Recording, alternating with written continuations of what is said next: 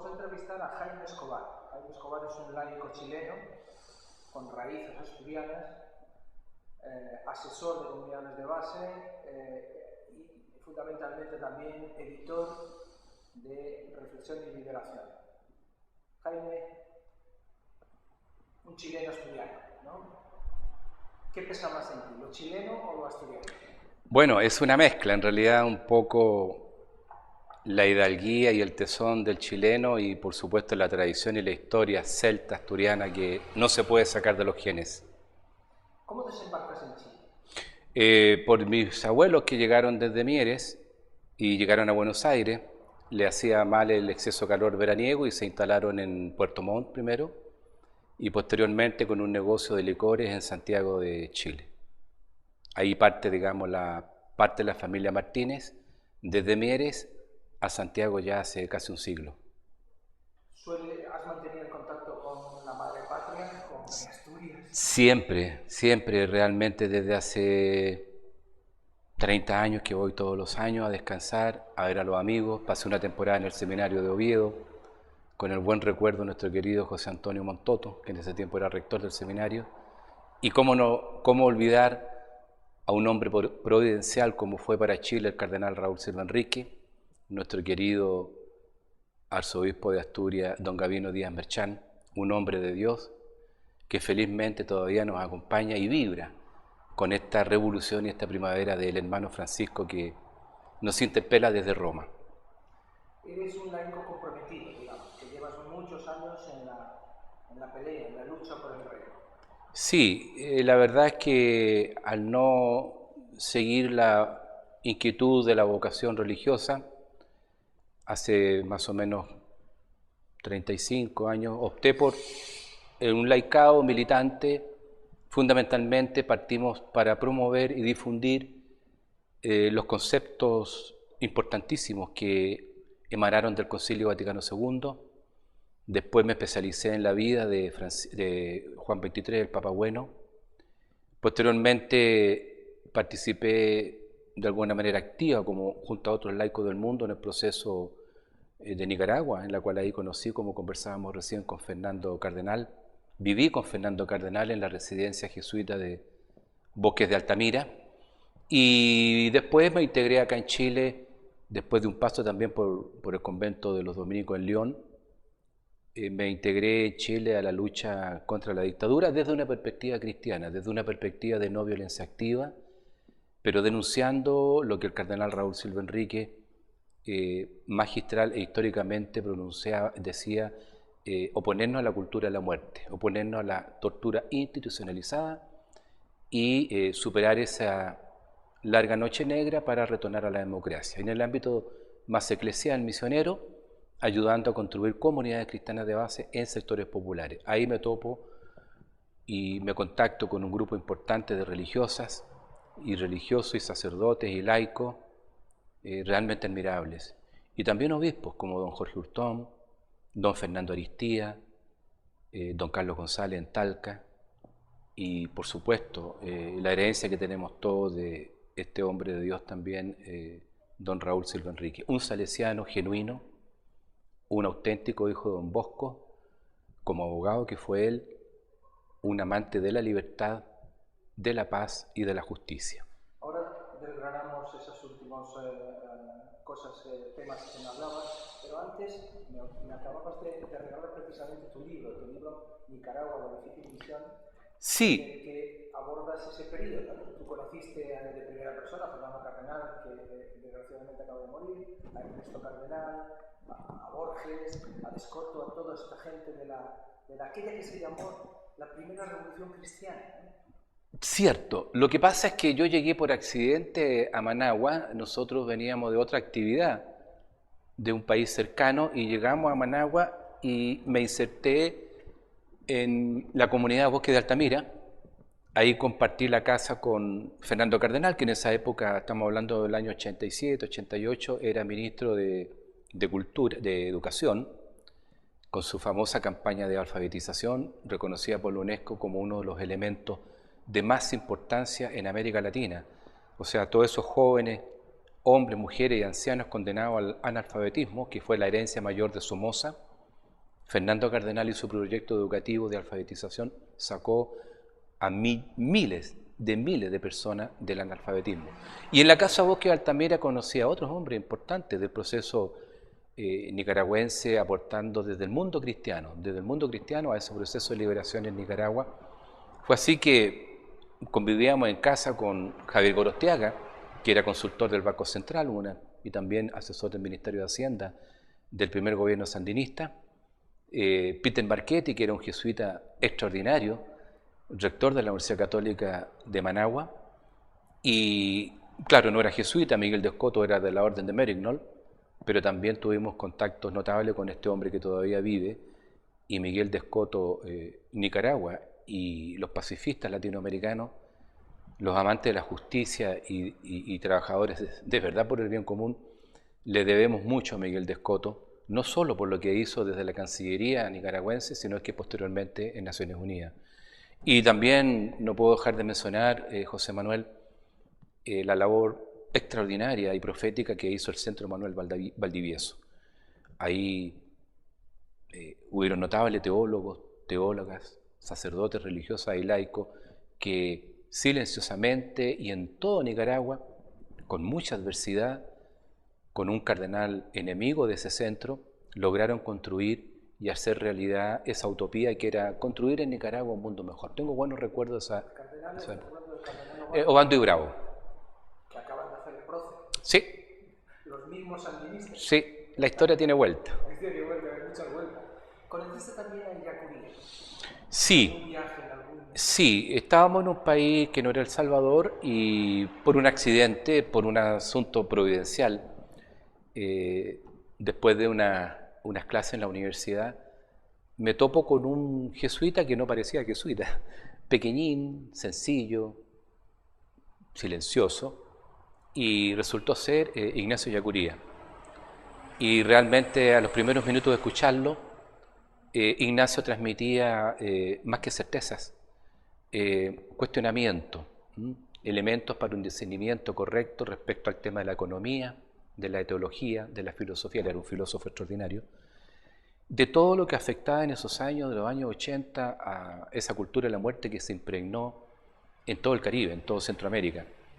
Él era rector de la Universidad Centroamericana de El Salvador y después, con espanto, la verdad es que una de las cosas que no he podido olvidar en mi vida, José Manuel, cuando nos avisan a nuestra comunidad de que había el ejército salvadoreño, un equipo de élite, había ingresado a la UCA, había sacado a estos jesuitas de sus habitaciones, a los 5 jesuitas, o 6 jesuitas, entre ellos Ignacio de Yacuría, y el padre Martín Baró, que había estado en Chile, y a las 2 señoras, a las empleadas de la casa, su hija, la señora Celina, y su hijita, que era una chavala de 15, 16 años.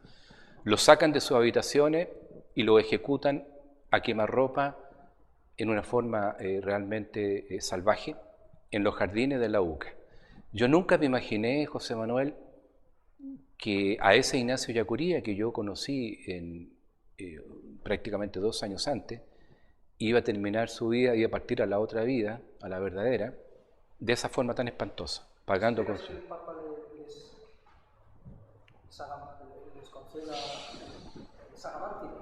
Bueno, José Manuel, en la confianza de esta Casa Religión Digital de Madrid, yo nos disculpará nuestro hermano obispo de Roma, pero si gracias a Dios y la benevolencia y la historicidad militante de Francisco ya llevó a los altares a Romero como correspondía, a Teresa de Calcuta como corresponde, esperamos que a Lucho Espinal, otro mártir en Bolivia, jesuita, y a tantos otros, a Rutilio, que fue anterior al martirio de Romero, por supuesto que esperamos que Ignacio Yacuría, los compañeros jesuitas de la UCA y las 2 señoras mártires lleguen a los altares, aunque también para El Salvador ya está en el corazón del pueblo y por supuesto que está en la memoria histórica del pueblo salvadoreño y latinoamericano, como Romero, como Rutilio, como la Itafor, como las hermanas asesinadas.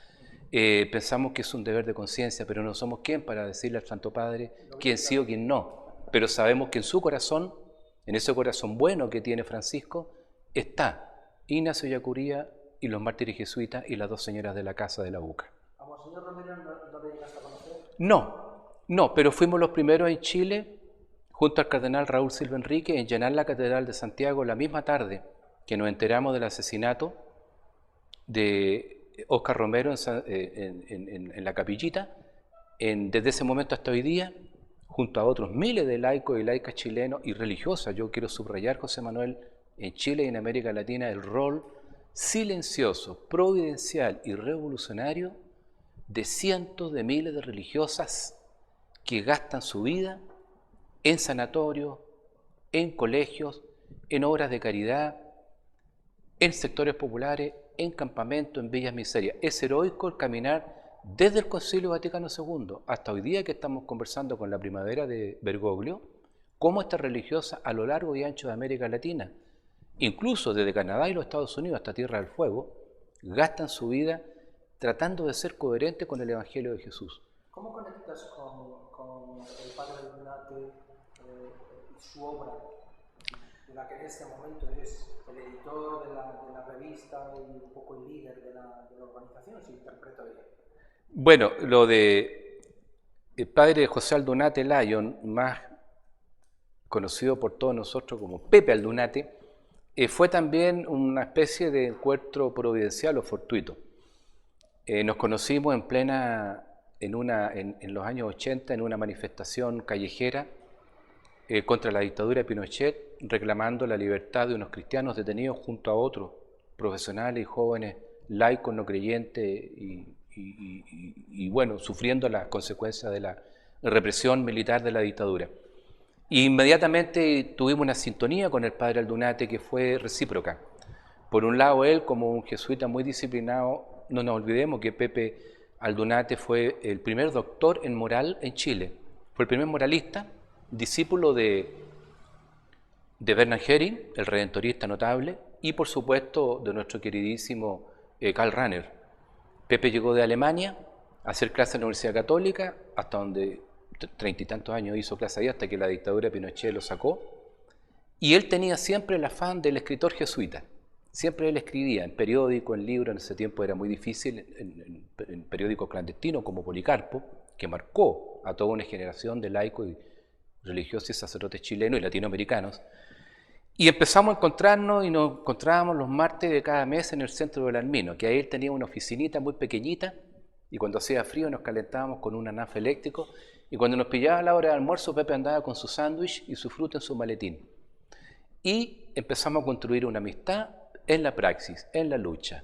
Él, la lucha decidida como un buen moralista por los derechos humanos y yo en distintos grupos tratando de coordinar simplemente desde atrás empujando grupos de laicos, desde el laicado para que realmente nos encontráramos sacerdotes, religiosas, laicos, personas de buena voluntad, creyentes, no creyentes, como un solo cuerpo para derribar esa dictadura atroz que nos aplastaba a diario. Y llegó el año 88, 89, venía el Papa Wojtyla a Chile, como efectivamente vino en el 89, y a solicitud de un prócer de la política chilena, el ex senador de la República, don Rafael Agustín Gumucio, en mano de otro santo chileno, el padre Esteban Gumucio Vives, salió entre broma, entre en serio, también yo desde España con la influencia y la solicitud, como buen vasco de Navarra, hasta exigente y como decimos en Chile, cateteando mucho, nuestro queridísimo Casiano Floristán, que nos decía en Chile, falta una revista laico, libre, fórmenla, créenla, mandamos artículos desde España, láncense a esta aventura. Bueno, salió entre los fundadores precisamente nuestro primer director Rafael Agustín Gumucio, el padre José Aldunate, el obispo Jorge Hurtón, y un puñado de personalidades laicas chilenas, entre ellos abogados de derechos humanos, ex senadores y el ex rector de la Universidad Católica, don Fernando Castillo Velasco, que llevó a cabo durante el tiempo presidente de la Reforma universitaria, que después se replicó en todos los países de América Latina, la revista Reflexión y Liberación. Y así, precisamente ahora estamos en estos días, cumpliendo 27 años. 27 años. ¿Publicando cada mes? No, 4 a 5 números al año y una gran cantidad de libros. Y el pilar teológico doctrinal, intelectual y de prudencia jesuítica se la debemos a José Aldunate. Y es una revista, la vuestra, de pensamiento y de reflexión, como indica el nombre, sí. en la línea de la teología de la liberación. Sí, es una revista que se fundó como un apoyo, como un aporte. Pues fundamentalmente esta no es una revista para los obispos, ni para los cardenales, ni para los... Es una revista para los laicos. Tanto el padre Aldunate como Rafael Agustín Gumucio, Fernando Castillo Velasco, y ahora mismo los sacerdotes que nos acompañan y el laicado y las laicas, que hay un gran porcentaje de laicas, era rescatar el Concilio Vaticano II desde una óptica de la teología y la liberación.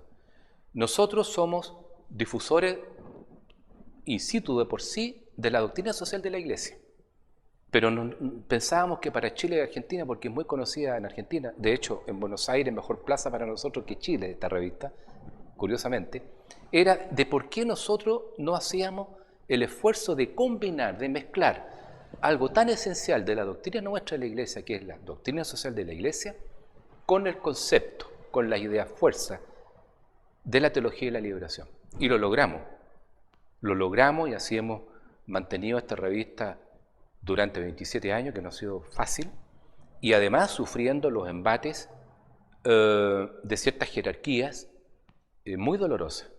Sin embargo, hoy día, nuestra publicación, reconocida hasta en Roma mismo, yo se la acabo de entregar a Papa Francisco en mano, se alegró y nos abrazamos, junto a Reflexión y Liberación.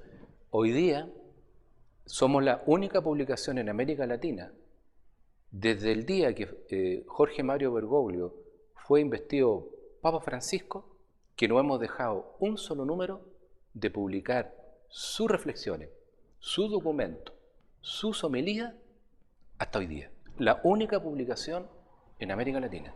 O sea, que os mantuvisteis durante los años, digamos, de mayor involución social, os mantuvisteis en el espíritu del Vaticano II sin cejar, sin ceder. Año a año. Era un mandato que tenía el directorio y para eso se fundó. Porque no tenía razón de ser fundar una revista laical con otros objetivos. El objetivo económico había mucho, el objetivo político había mucho, el objetivo misionero había mucho. Pero que pusiéramos en primer lugar como tarea permanente el Concilio Vaticano II, sus documentos, sus líneas de acción, y hacer la sintonía, el paralelo con la teología y la liberación, los textos de Gutiérrez, de Boff, de Aldunate, de todos los teólogos latinoamericanos, de Ronaldo Muñoz, por de pronto, todos los teólogos latinoamericanos en estos 27 años han pasado por las páginas de Reflexión y Liberación. Y ese objetivo lo cumplimos, y ese objetivo, hoy día podemos decir, gracias a Dios y gracias al Espíritu Santo que no nos ha abandonado, tenemos un regalo, que no vino desde el cielo, vino como el Jesús histórico que se nos hace presente con la llegada de Francisco a Roma.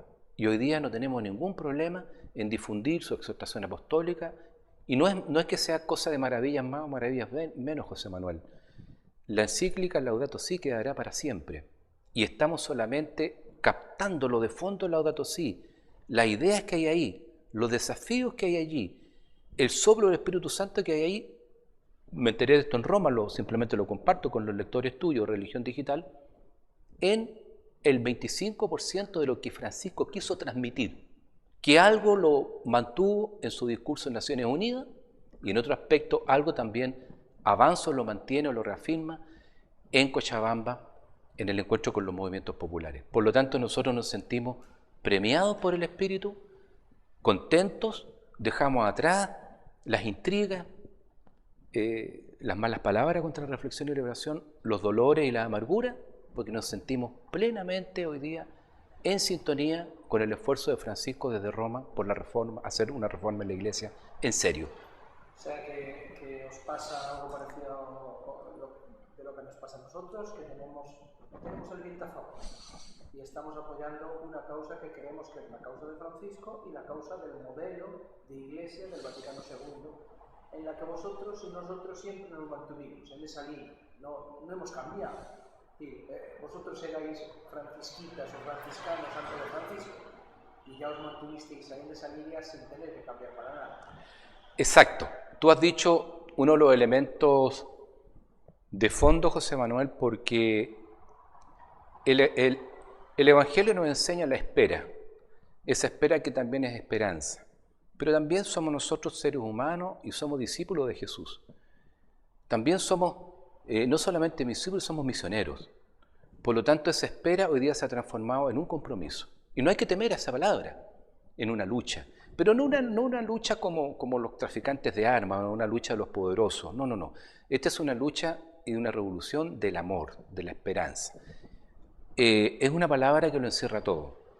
O luchar por el reino de Dios, o ser consecuente con lo que nosotros parafraseamos todos los domingos o todos los días en nuestra Eucaristía, cuando nosotros decimos, venga a nosotros tu reino.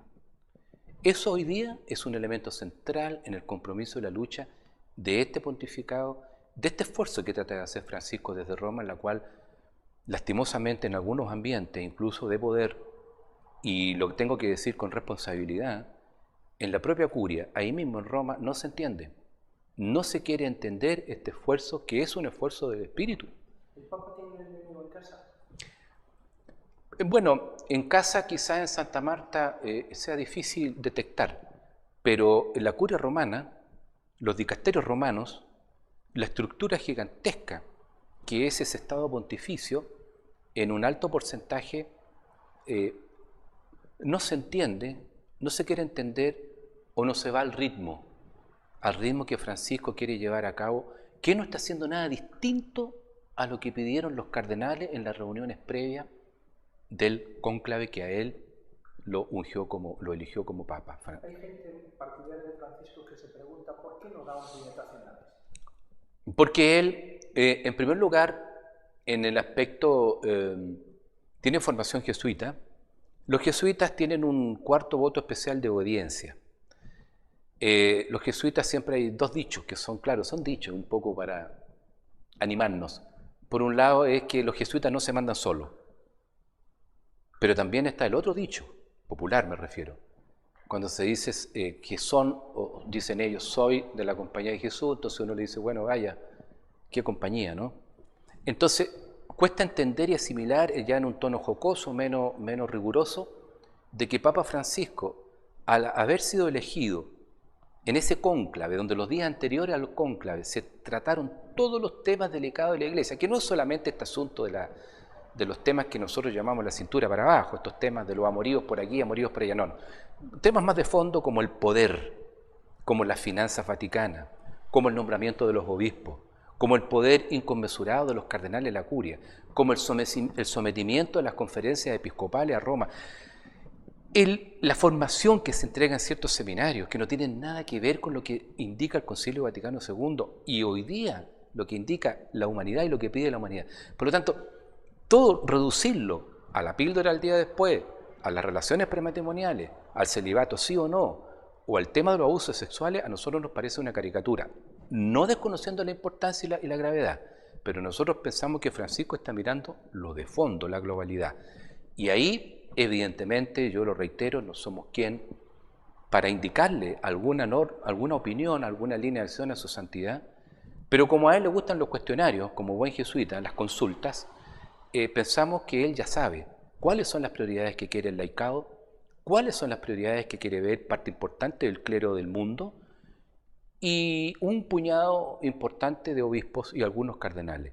¿Ha iniciado, perdón, esa hoja de ruta? ¿Tú crees que la puede terminar? Bueno, por cierto, somos cristianos y pensamos, y la esperanza está presente, pensamos que efectivamente va a poder cumplir en gran medida su cometido y cumplir con lo que le pidieron sus propios hermanos en el cuerpo cardinal, en el colegio cardenalicio. Pero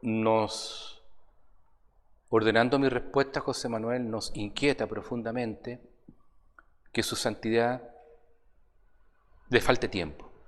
Y eso es algo que, gracias a Dios, hoy día está en algunos ambientes, no digo de poder, de cierta importancia, de cierta confianza y de cierta reciprocidad junto a Jorge Mario Bergoglio.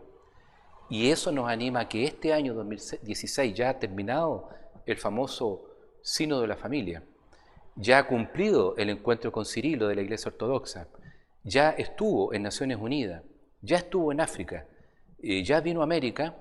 Pensamos que Francisco con la venia del Espíritu Santo y encomendado a la Virgen Santísima, Francisco de una u otra forma nos llevará a momentos de decisión en el corto plazo.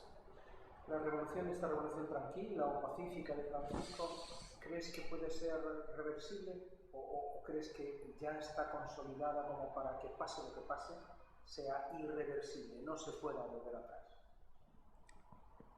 Bueno, es una pregunta muy difícil, como tú sabes, y tu formación teológica, José Manuel. En la Iglesia todo puede ser o nada reversible e irreversible. Lo que está claro, que ahí están, para siempre, a los ojos de quien quiera ver, los discursos, las homilías, los escritos de Papa Francisco.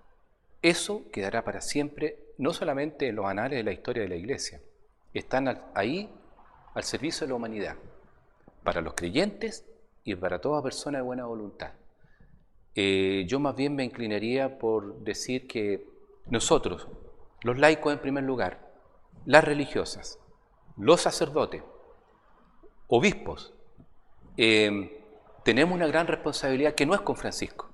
Lo que ha hecho Francisco es enrostrarnos a este Jesús de la misericordia, como él dice, pero nosotros en América Latina le damos la mirada desde la óptica de la justicia, de la libertad y la lucha por el reino. Esa es nuestra responsabilidad. Francisco ya ha cumplido en ponernos a este Jesús viviente, este rostro de Jesús en este siglo XXI. Es nuestra responsabilidad que la reforma que urgentemente necesita la Iglesia poder, la Iglesia apegado al poder económico político, entienda que si no se hace la reforma que nos ha planteado o nos dibuja de alguna forma Papa Francisco, bien van a venir momentos muy dolorosos para la Iglesia, y ahí sí que vamos a estar en una situación irreversible de que va a aumentar la no creencia, el desbande de las masas populares y pobres hacia otras creencias religiosas y la embestida del mundo musulmán, que no es menor ya en Europa.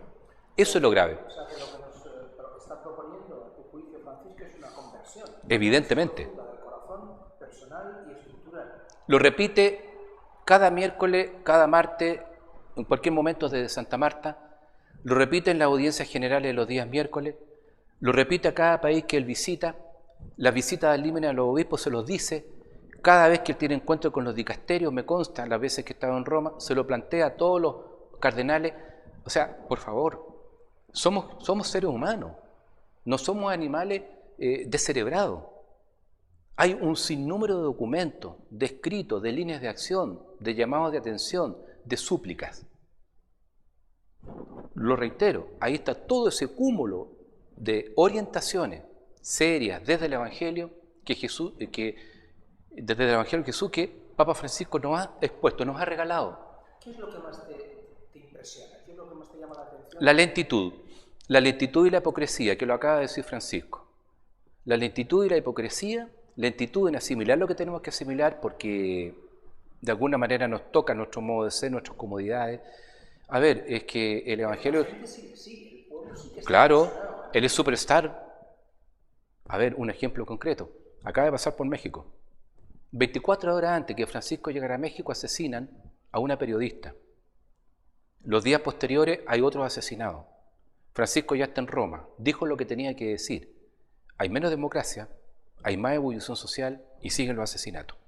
No solamente contra las mujeres, que eso expande todos los días en México y toda América Latina. Esa es la cuestión. Es un papa que le creen, que le siguen las masas, corren en Filadelfia, corrían en Nueva York, corrían en La Habana, corrían en Filipinas, corrían detrás de él, del coche, etc. Horas porque esperan. Pero él pasa, ¿qué queda de este esfuerzo que él hace? Esa es nuestra responsabilidad, no es del obispo de Roma. Es la responsabilidad de las conferencias episcopales locales, de los provinciales de congregaciones religiosas, de los líderes laicales y de todas las parroquias del mundo que domingo a domingo celebramos la Eucaristía. Esa es nuestra responsabilidad en conciencia. ¿Eres optimista de cara al futuro? Sí, soy optimista porque ya lo he logrado por Francisco, era impensable al final de Wojtyla. Cuando Wojtyla iba y volvía de la Gemelli, de la clínica Gemelli a su aposento, de la Gemelli para acá, para allá, que ya era un desgobierno el que había ahí mandaba Sodano, el cardenal Angelo Sodano y un puñado de italianos como Camilo Ruini y otros, era impensable. Muy bien, aquí en Chile dejó una triste huella y el tiempo nos ha dado la razón. En buena hora, en el año 1989, nuestra revista lo declaró persona non grata. Sufrimos las penas del infierno, la exclusión total. El tiempo nos ha dado la razón. Nos quedamos cortos, porque este amigo de Silvio Berlusconi, protector de Marcial Maciel y responsable del tráfico de divisas que ha pasado por el Vaticano por millonadas de dólares y otras monedas, algo tiene que decir este caballero llamado don Angelo Sodano. Estoy repitiendo cosas del juicio abierto en Roma, a él y su hermano. No estoy diciendo nada que a mí se me ocurra, estoy repitiendo el juicio abierto en Roma contra don Angelo Sodano y su hermano. Terminamos con algún comentario tuyo respecto a la iglesia chilena. Tenía mucho prestigio, al menos en Europa, en la época esa de Silva Enrique, buscaría solidaridad, se está viendo abajo, Caradima, Osorno. ¿Cómo retomar la senda aquella de la influencia social, de la credibilidad? Bien, bueno, es muy difícil, la vara quedó muy alta con ese genuino salesiano, hijo de don Bosco, llamado Raúl Silva Enrique, que gracias a Dios también era abogado. Por lo tanto, para él la lucha por los derechos humanos era una cosa normal, natural en él. Don Enrique Alvear, su obispo auxiliar, don Fernando Aristía, don Jorge Hurtón, fueron obispos que no vamos a tener quizás muchos años. Pero notamos que este último tiempo en la iglesia chilena, a pesar de la tragedia de Osorno, con un obispo impuesto, discípulo de Fernando Caradima, el mayor escándalo de la iglesia chilena, en la cual pasarán años, en la cual ese daño sea en algún aspecto limpiar la imagen esa que él dejó. Vemos que este último tiempo hay nuevos signos, hay aires esperanzadores, hay cambios, muchos cambios en la iglesia chilena que viene. Nuevo obispo en Rancagua, sale don Alejandro Goich, un gran obispo chileno, sale don Pablo Lizama en Antofagasta, de la generación del cardenal Raúl Silva Enrique. Viene un nuevo arzobispo para Santiago, en la cual hay mucha gente, tiene una esperanza grande de que el próximo arzobispo retome.